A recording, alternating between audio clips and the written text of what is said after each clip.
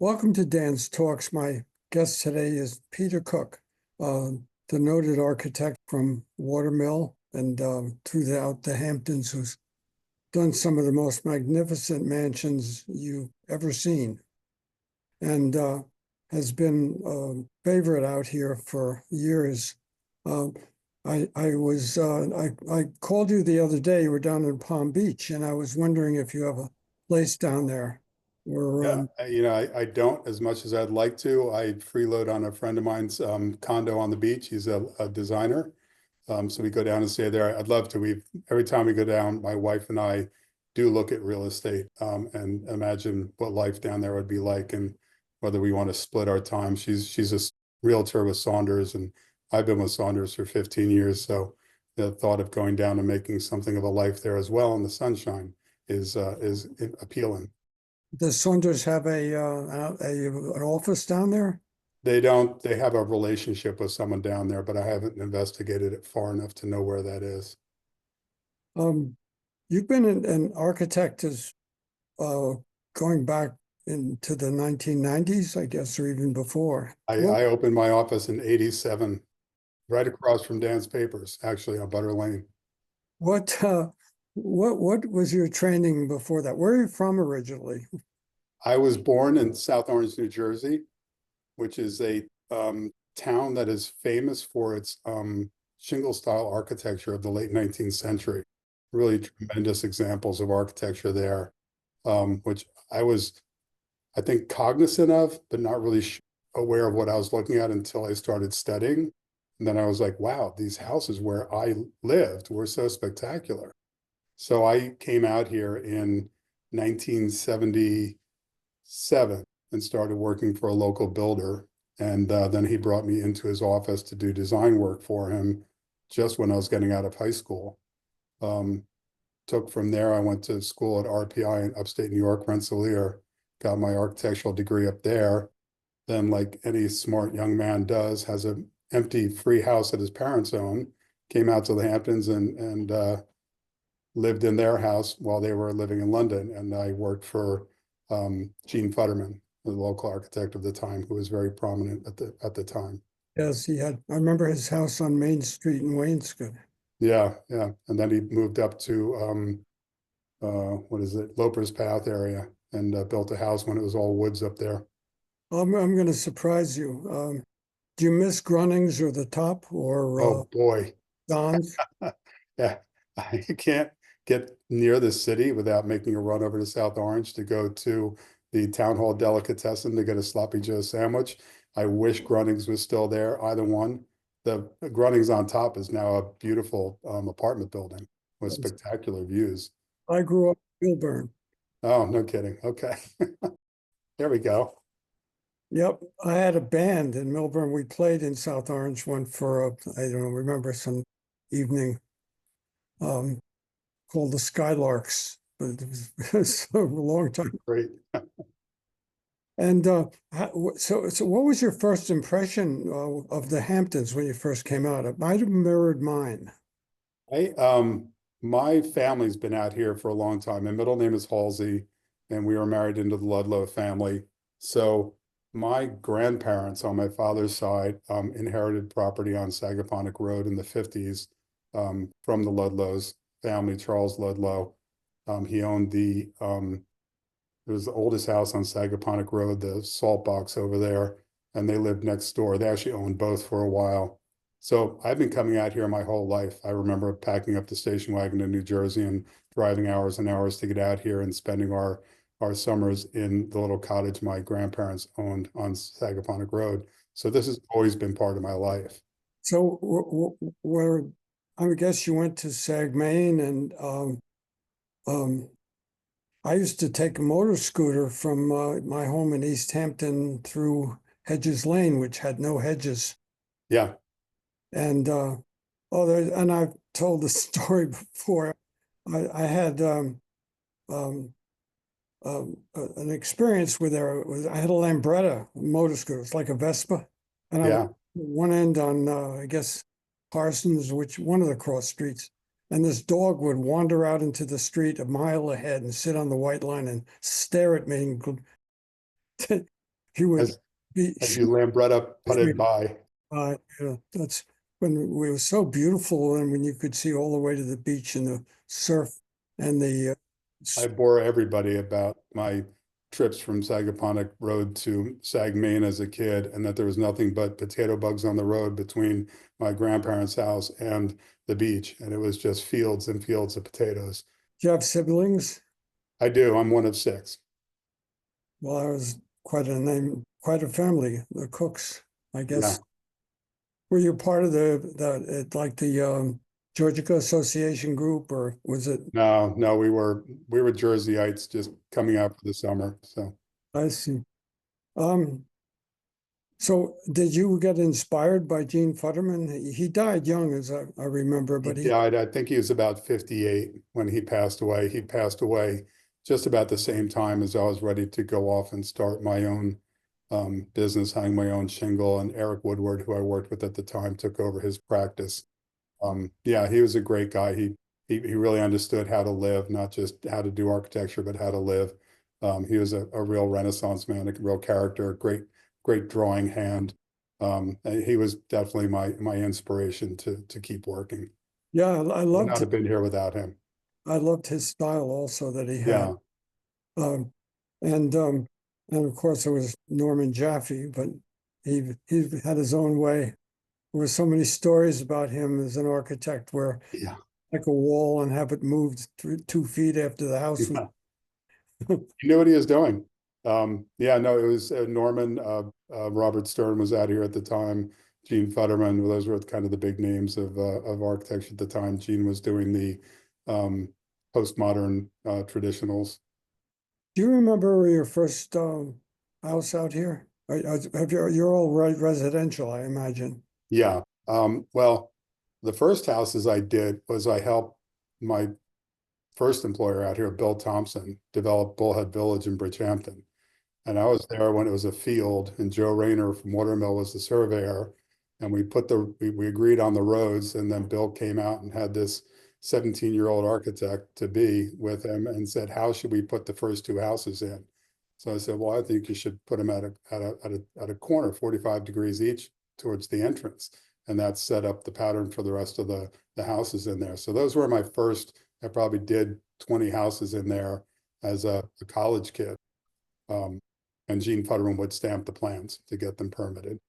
But my first real big project was across from the Bridgehampton Club on Ocean Road for a family by the name of Wheatley. It's since been torn down, but it was I thought it was a really beautiful house, but it hit its 30-year mark, and things 30 years old, built in the 80s, were ready to come down. So it's now a Michael Davis house on that property.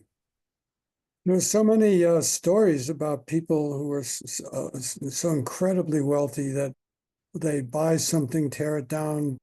There's one story I know where somebody was right after the crash in 2008.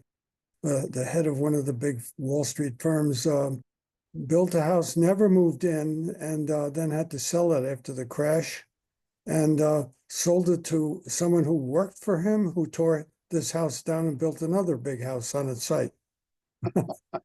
His first big house never got lived in. They just Gosh, that sounds right out here. Right now, it is in that place where people are buying something to tear down because the land is so limited. If you want really great property, it's so far and few between that you can find anything vacant anymore. So it's all tear downs or massive renovations. one of the things that I saw from looking at some of your work online is just how you join things, the beauty of different different uh, materials, and how they come together, and that's something I don't know that you can teach, but uh, if you have to do an indoor pool, like a giant thing like that, and have to overarch it and make it all meet up and attached, that's amazing. That's one of the things I liked about architecture. I was thinking about going in to be a commercial artist. And when I was first introduced to an architect that my parents knew in New Jersey years and years ago, he was a student of the Bauhaus. And he showed me the old watercolors and the things that they would have to do to present. He was probably in his 80s, and this was probably 1970, 75. And so his work was the classic Bauhaus stuff.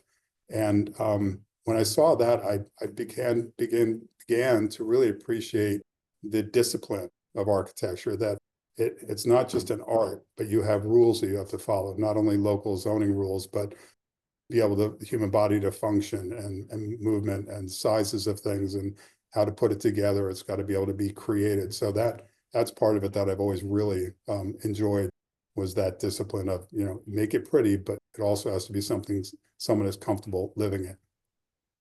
Is there any particular house that you've built that you're really proud of? Maybe one of the, have you done some of the very large mansions?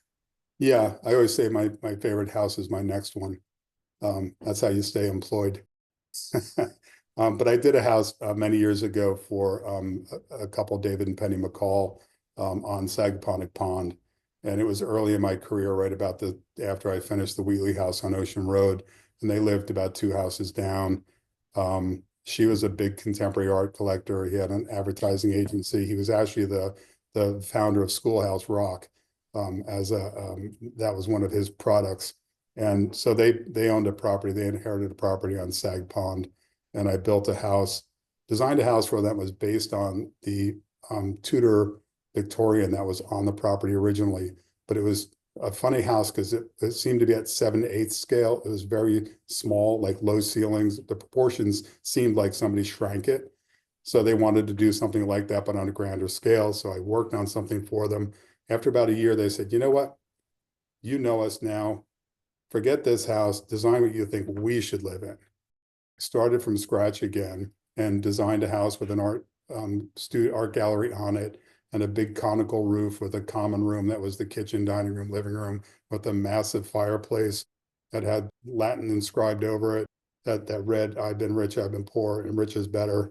And she had everything faux painted inside. It was really, is wonderful, and it exists there today. It's still there. The owner who bought it after they passed away, they passed away on a relief mission in Kosovo. They went off a cliff in a car. Unfortunately, they were delivering cell phones. And the person who bought it was sure she was going to tear it down, just couldn't possibly imagine it was going to be for her. But I think she just painted it white and made it very simple inside, and it's still there today. That was always one of my favorites, and the great client too. Do you miss them when they're torn down? Not really. I had another house on Ocean Road that went down recently that John Tisch owned and tore it down and built a bigger mansion on. There was an incredibly interesting house on Sag Pond that you entered from Sag, Maine, right near the post office. Right. Was that Richard? It's a bunch of I don't know, looks like giant cans. And Yeah, I know that house.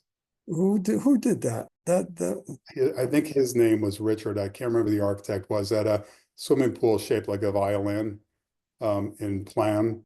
But he loved the house that I did, the McCall house. He said that if he did another one, he would call me because he thinks we did a better job on the property. But his was very interesting. What are you working on now? Do you have anything?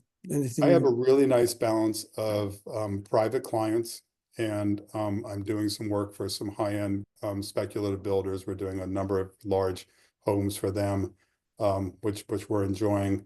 Doing a house, a really nice traditional on the water in Remsenburg. I love Remsenburg. It's a property they've owned for a while. It has 3 homes on it, and they're taking the waterfront house down and starting over. So that's an exciting one. We have a number. They're all fun. They're all very diverse. I like to think of our firm as not being a stylized firm, but rather reacting to the client and to the site. So very often we'll do an extremely traditional house, and then we can do sort of the modern barn transitional style too. Tell me a little. I know you were recently married, and in Italy, I believe. In Capri, yes. And tell me a little bit about your personal life as you moved along. Well, we've been together for 6 years now. We celebrated our first anniversary September 8th. We went back to Italy. We actually went to Sardinia because I spent some time as a child living in Italy with my parents. So I'm very fond of Italy, and it's dear to my heart, and we both love it very much. So we try to go back at least once a year.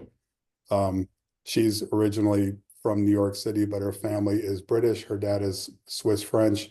So we go to London a couple of times a year to see family there for her and her friends. We have, like you saw earlier today, our 2.5 pound Chihuahua Pinky, who rounds out our family.